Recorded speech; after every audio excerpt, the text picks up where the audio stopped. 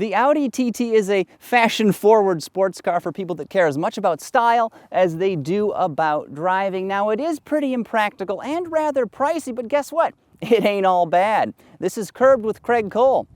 Hey, that's me!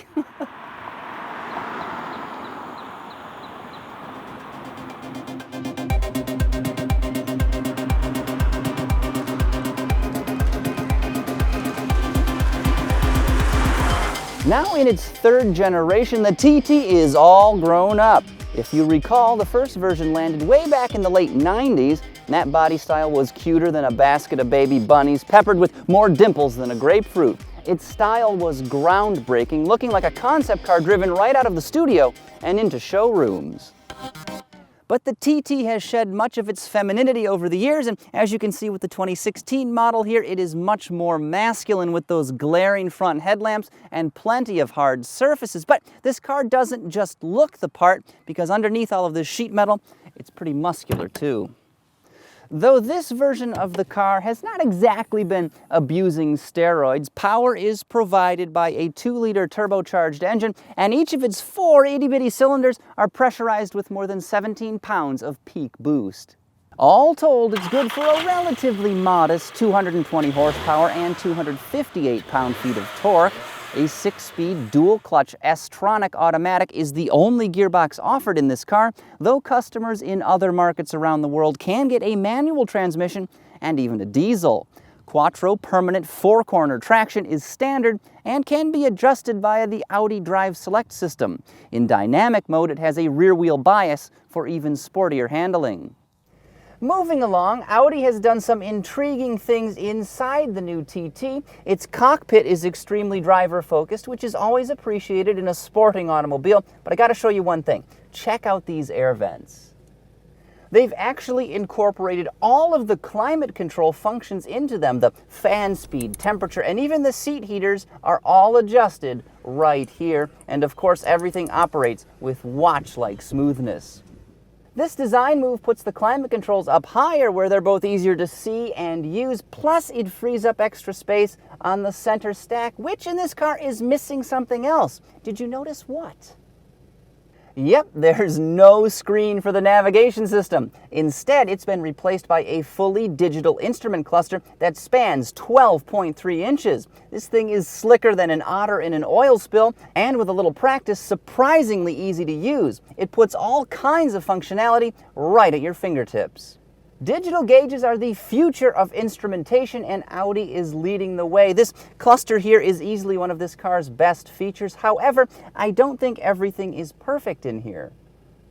For starters, the TT has a back seat, technically, but it's really in name only because there's barely enough room for a child to sit there.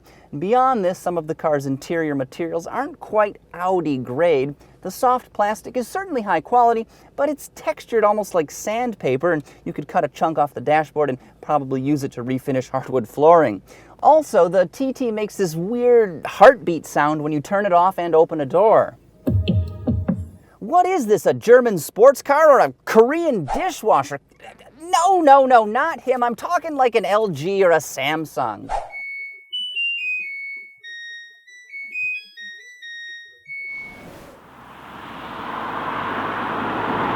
Underway, the TT feels light and tight. This is largely because of its structure, which is based on the Volkswagen Group's MQB architecture.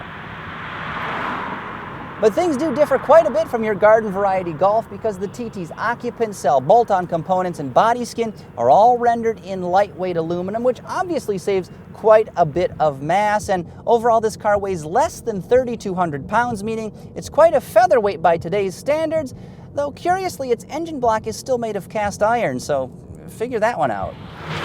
This weight advantage helps the TT scamper like a startled squirrel. Punch the accelerator and 60 miles an hour can be yours in just 5.3 seconds, with the dual-clutch automatic banging off near instantaneous shifts. As you'd expect, this car's ride is quite firm, but of course that helps it go through corners with almost zero body roll, and overall it feels very lively through turns. The TT steering is ideally weighted, and I especially like it in dynamic mode, which is the heftiest of all the different settings that are available. However, it does not give me a whole lot of road feel. I think there could be a lot more feedback coming through the wheel. Don't know what those front tires are up to.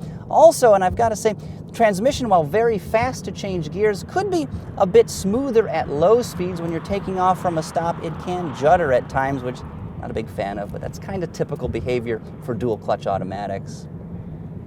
Fortunately, the engine is incredibly refined, emitting scarcely any vibration as you wind it out. It's also quite efficient, stickering at 23 miles per gallon city, 30 highway, and 26 mpg combined.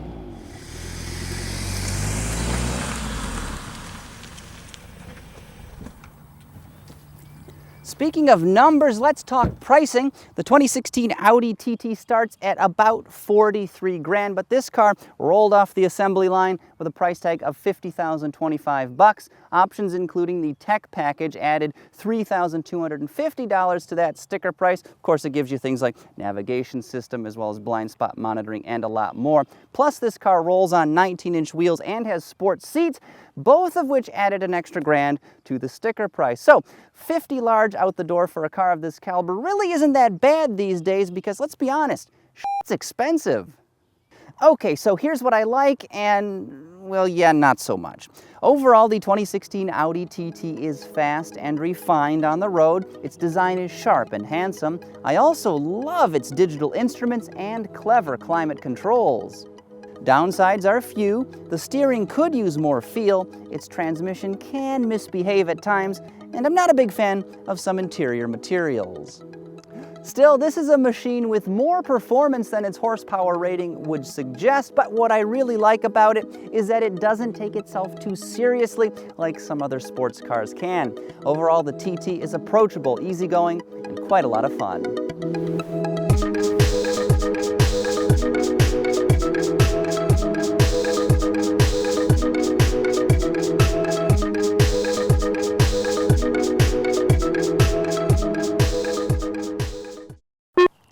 Do you like the Audi TT? This is Audi TT. I wish they make it for bigger TT. Everybody like it bigger TT, right? This has so small back seat in TT. I want 3-row TT. 3 TT.